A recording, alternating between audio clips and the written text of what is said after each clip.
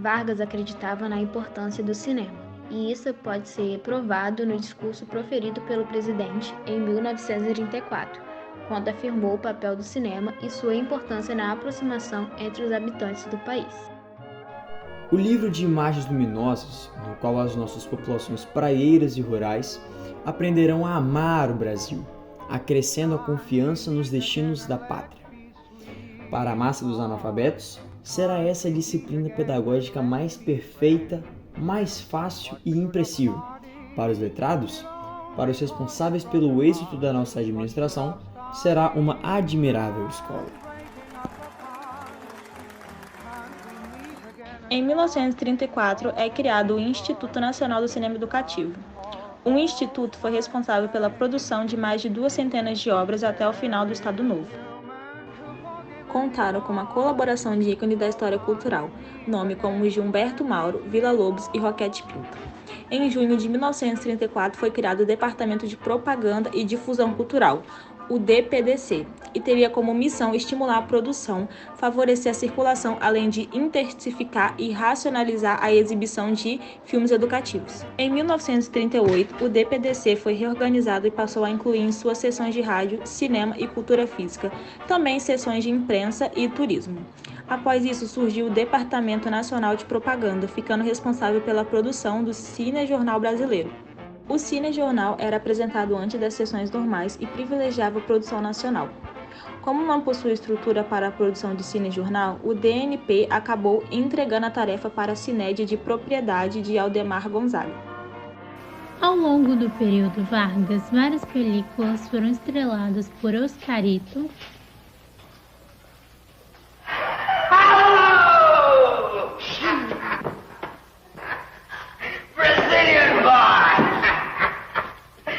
Eu sei que estou falando com o senhor Anastácio Fortuna. Vamos parar?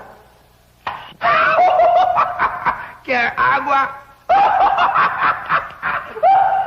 Grande Otelo, em cima de uma mesa, uma subscrição para ser enterrado. Morreu malvadeza Durão, valente, mas muito considerado. Mas um malandro fechou o paletó, eu tive dó. atores épicos foram consagrados nessa safra. A produtora Atlântida, localizada no Rio de Janeiro, acabou tendo importantes lucros com filmes centrados no tema do carnaval. A parte desagradável é que tais ações geraram fortes limitações para a liberdade de expressão do cenário artístico na área.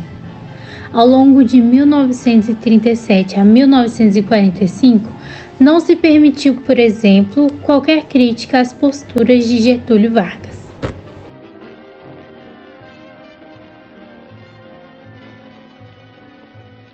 Com a criação do DIP, Departamento de Imprensa e Propaganda, a produção de cinejornal voltou para a esfera do Estado. O DIP tinha o objetivo contrário do que era publicado. Servia para passar uma imagem positiva do governo.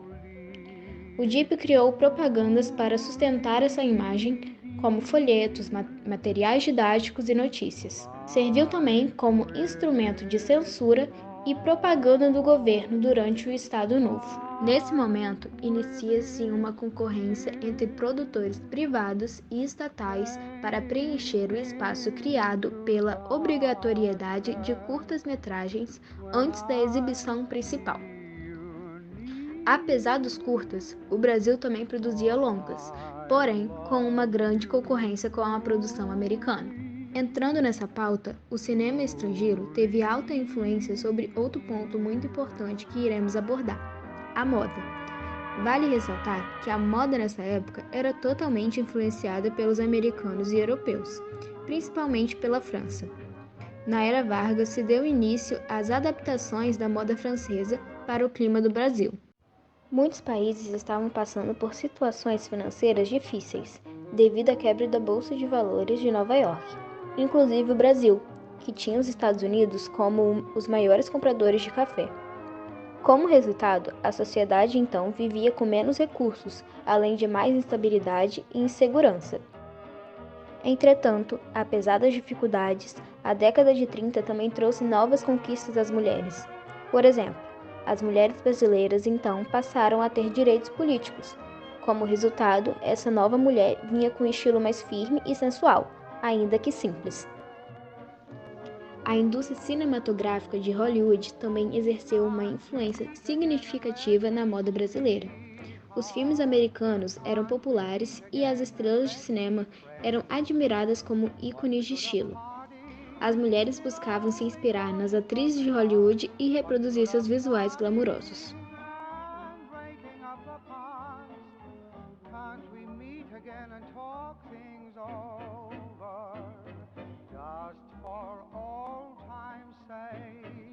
A mulher brasileira começou a abandonar as roupas mais estruturadas e elaboradas da década anterior, adotando um visual mais leve e simples.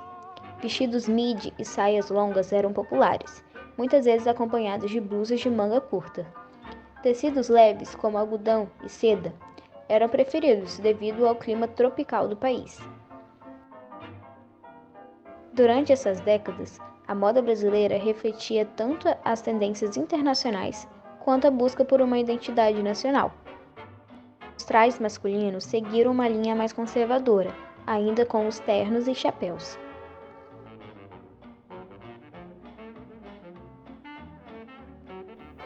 Também na década de 40, as mulheres começaram a usar calças, fazendo assim uma mulher mais empoderada e mais moderna.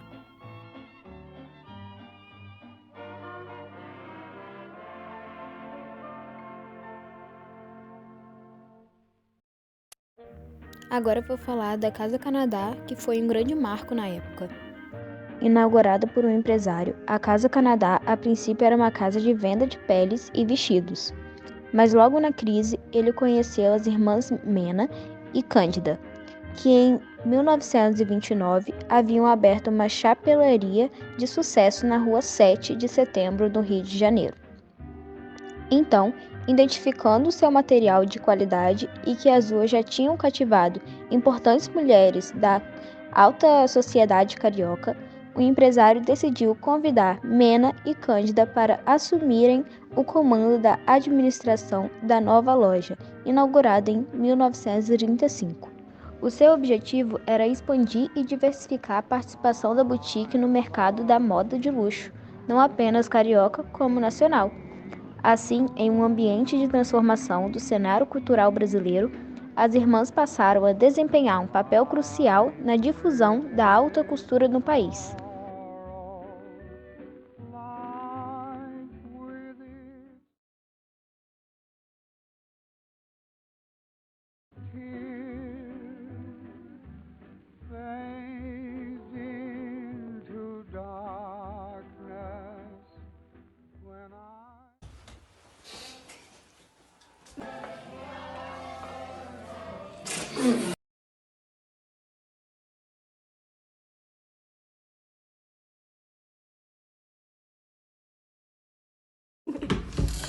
Não sai, tá todo mundo preso.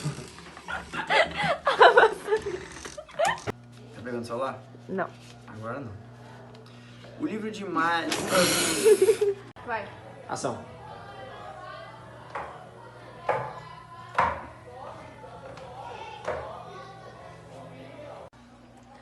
Getúlio Vargas. Proposta de governo. Coca-Cola no bebedouro. Tá todo mundo com câncer nessa porra. Quero ver ninguém mais.